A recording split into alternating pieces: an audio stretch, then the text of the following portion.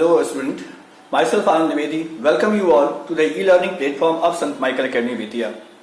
Dear students, we are studying the first chapter of class 10 history, and in the previous video we have studied some part of it. Today we are going to start the second segment, the making of nationalism in Europe. Making of nationalism, Europe में राष्ट्रवाद की भावना कैसे आती है वो हम लोग इस कंटेंट में समझने की कोशिश करेंगे. If you look at the map of mid 18th century Europe, you will find that there were no nation states as we know them today. अगर हम मिड 18th century के मैप को देखें तो उसमें हम पाएंगे कि उस समय जितने भी ये स्टेट्स हुआ करते थे वो नेशन स्टेट्स नहीं थे, यानी आज से वो बिल्कुल भिन्न थे. Now question arises, what is this nation state? ये nation state क्या होता है? Dear students, nation states means a political body in which certain population, certain culture, certain government, especially chosen by the people, exist. यानी ऐसा राष्ट्र जिसका language लगभग समान हो, कल्चर समान हो, जो सेम हिस्ट्री को शेयर करते हो, जिनका डिवोशन डेडिकेशन अपने राष्ट्र की गवर्नमेंट और राष्ट्र के प्रति होता है, उसे हम नेशन स्टेट के रूप में समझते हैं. तो आज के दिन लगभग पूरे विश्व में अधिकांश देश हैं जो नेशन स्टेट के रूप में हैं. इंडिया भी एक नेशन स्टेट है जो कि 1947 से पहले यानी हमारे देश की आजादी से पहले यह एक नेशन स्टेट की कैटेगरी में नहीं था, क्योंकि उस समय जो सरकार थी, the government before independence of our nation was not chosen by us, they were not by our consent. That's why at that time India was not nation state. तो नेशन स्टेट होने के लिए हमें चार चीजों का ख्याल रखना होता है. एक पॉलिटिकल बाउंड्री होनी चाहिए, उसमें रहने वाले सभी लोग एक समान कल्चर, एक समान लैंग्वेज शेयर करते हो, एक समान उनकी हिस्ट्री होनी चाहिए, और साथ ही साथ जो गवर्नमेंट हो वो पब्लिक कंसेंट से बननी चाहिए. हम कह सकते हैं कि ये डेमोक्रेसी या डेमोक्रेसी के दूसरे फॉर्म हो सकते हैं. सो after mid 18th century there were several changes in the world, especially in Europe, and many countries become nation state. What we know today as Germany, Italy, Switzerland were divided into kingdom, duchies and cantons whose rulers had their autonomous territories, and Eastern and Central Europe were under autocratic monarchies within the territories of which lived diverse people. आज जिनको हम Germany, Italy या Switzerland के रूप में देखते हैं, ये आज नेशन स्टेट के रूप में है, लेकिन उस समय ये नेशन स्टेट के रूप में नहीं थे. ये किंगडम में, डचीज में, कैंटन्स में बटे हुए थे, और यहाँ के जो रूलर्स हुआ करते थे वो ऑटोनोमस हुआ करते थे. ऑटोनोमस मतलब कंप्लीटली स्वायत्त, जो अपना निर्णय लेकर के जनता पर थोप देता हो. हम कह सकते हैं निरंकुश शासक उस समय हुआ करता था. तो ऑटोनोमस रूलर्स के अधीन ये क्षेत्र हुआ करते थे.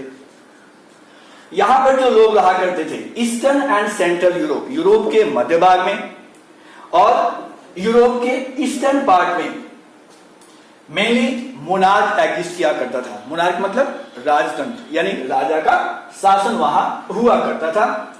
यहां पर रहने वाले लोग भी डाइवर्स पीपल थे, यानी विभिन्न प्रकार के लोग थे. उनकी भाषाएं अलग थी, उनके कल्चर अलग थे, उनके रहन सहन तौर तरीके ये सब कुछ अलग थे. तो उस परिस्थिति में नेशन स्टेट के बारे में सोचना भी बहुत ही मुश्किल था.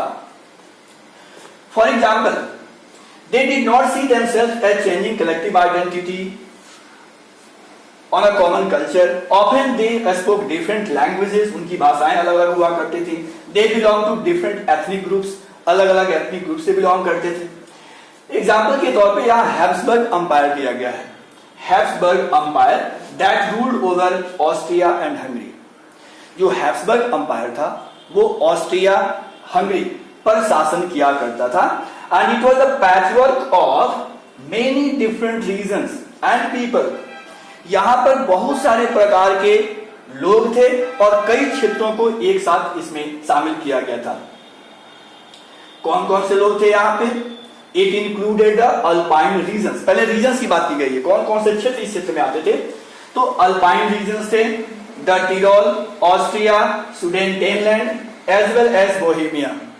इस रीजन में हैब्सबर्ग एम्पायर में जो क्षेत्र आते थे वो अल्पाइन रीजन्स के क्षेत्र थे, जिसमें टाइरोल, ऑस्ट्रिया और सुडेटेनलैंड आता है।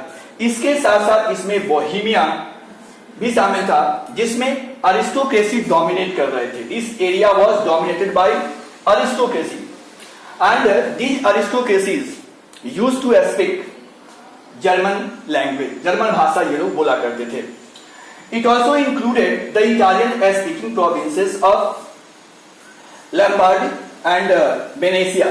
इसमें लंबार्डी और वेनेसिया के लोग भी थे, जो इनकी जो भाषा हुआ करती थी वो इटालियन भाषा हुआ करती थी। तो हम कह सकते हैं कि हैब्सबर्ग एम्पायर में विभिन्न प्रकार के क्षेत्र थे, विभिन्न प्रकार के लोग थे, विभिन्न प्रकार की बोलियां यानी लैंग्वेजेस थे, अलग अलग प्रकार के कल्चर थे। इन Hungary half of the population spoke Magyar. दूसरा एग्जाम्पल यहां हंगरी से दिया गया है। हंगरी में रहने वाले लोगों में अधिकांश लोग मैग्यार भाषा बोला करते थे, Magyar language, while the other half people spoke a variety of dialects। वहीं बाकी आधे लोग जो थे वो कई प्रकार की भाषाओं को वो बोला करते थे। So in गलीसिया the aristocracy spoke Polish। गलीसिया में जो संभ्रांत लोग थे, अरिस्टोक्रेसी थे, वे पॉलिश भाषा बोलते थे। Besides these three dominating groups, there also lived within the boundaries of empire a mass of subjects of peasant people। इनके अलावा बड़ी संख्या में यहाँ पर पीसेंट्री भी रहा करती थी, किसान रहा करते थे। Bohemians, Slovaks to the north, Slovenes in Carniola, Croats in the south and Romans to the east in Transylvania. Transylvania में पीजेंट्री का ये अलग अलग ग्रुप के लोग हुआ करते थे, जो अलग अलग भागों में रहा करते थे। Such differences did not easily promote a sense of political unity। हमारे यहाँ इस एग्जाम्पल को देखने का मेन उद्देश्य ये है कि आखिर इनके बीच राष्ट्रवाद की भावना कैसे आए। जब ये अलग भाषा बोलते हैं, अलग रंग ढंग से रहते हैं, अलग क्षेत्रों में रहते हैं, तो इनमें नेशनल यूनिटी की बात आना, नेशनलिज्म की भावना आना, ये बहुत ही मुश्किल था। इसी को यहाँ पे कहा गया है कि इनमें राष्ट्रवाद को प्रमोट करना, नेशनल यूनिटी को प्रमोट करना, ये बहुत ही मुश्किल था। The only tie binding these diverse groups together was a common allegiance to the emperor।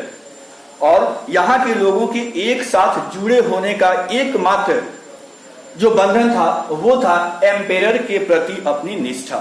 यानी जो शासक हुआ करता था, शासक के प्रति लोग वफादार होते थे या उन्हें वफादार होने के लिए मजबूर किया जाता था। इसी वजह से वे सभी एक साथ थे। इसके अलावा राष्ट्र के लिए कोई विशेष भक्ति वाली बात इनमें नहीं थी, जिसकी कोशिश की जा रही थी। How did nationalism and the idea of nation state emerge. अब हम समझते हैं कि जब इतने सारे डिफरेंसेस थे तो आखिर ये नेशन स्टेट की भावना कैसे आई, इसको हम आगे समझते हैं। Now the aristocracy and the new middle class. जैसा कि हमने देखा, यूरोप में जनरली दो प्रकार के लोग हुआ करते थे। एक अरिस्टोक्रेसी हुआ करते थे, ये बहुत अमीर हुआ करते थे, इनके बारे में डिटेल्स हम नीचे देखेंगे। और एक नया क्लास यहां उभर करके आता है। The new class was the new middle class. It was renamed as middle class. Earlier it was aristocracy and peasantry, and from aristocracy and peasantry a new class appeared. That class was middle class. So how it happened, let's understand.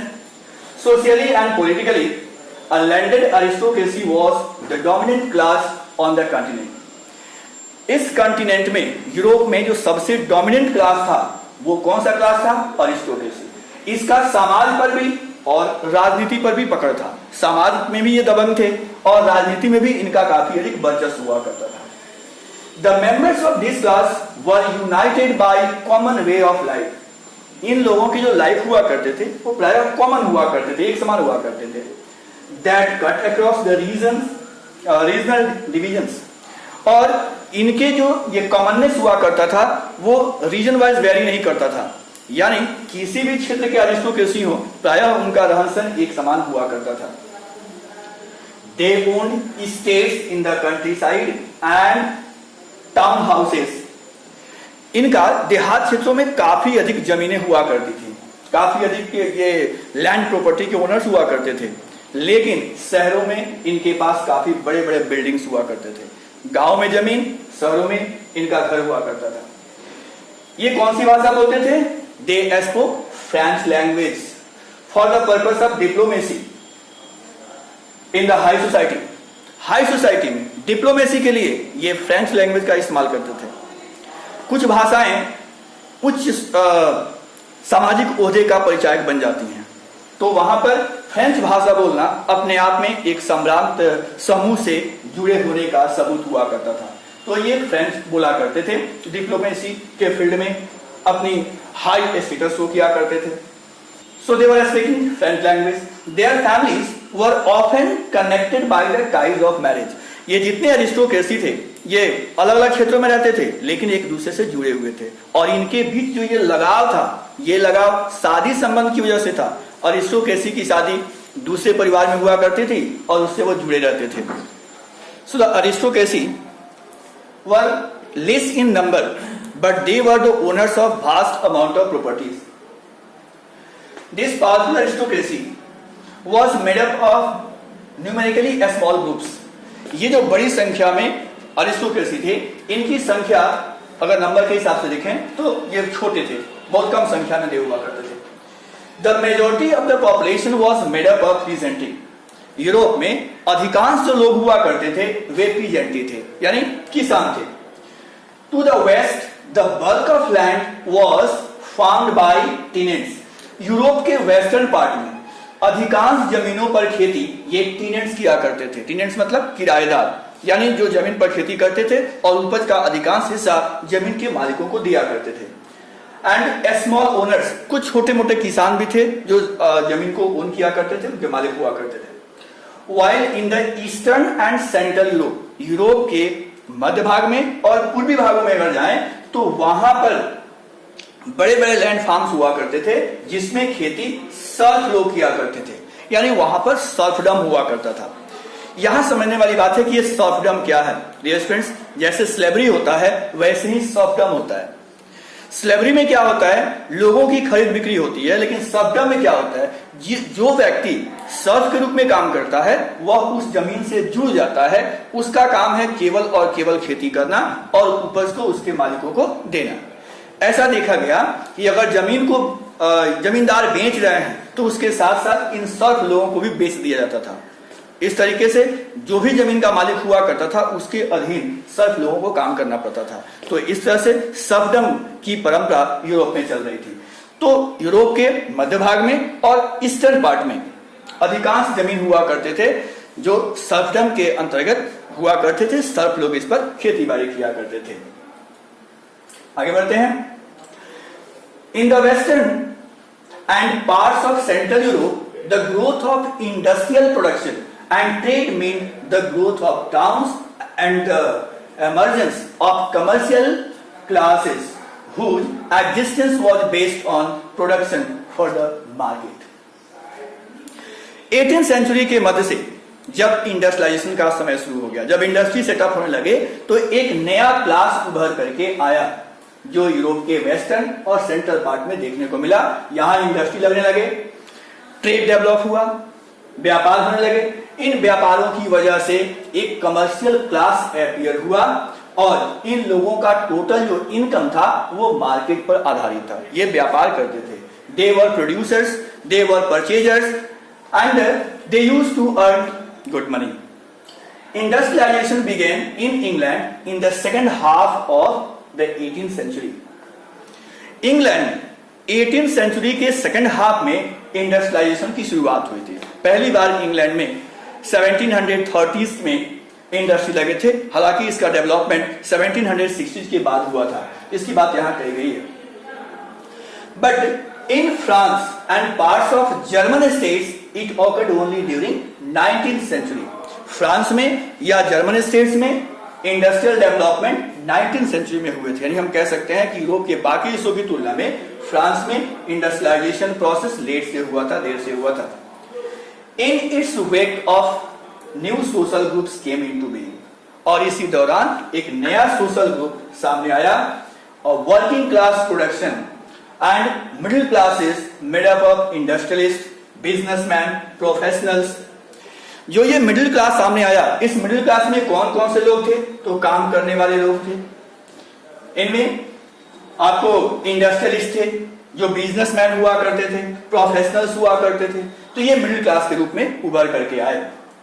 In the central and eastern Europe these groups were small in number।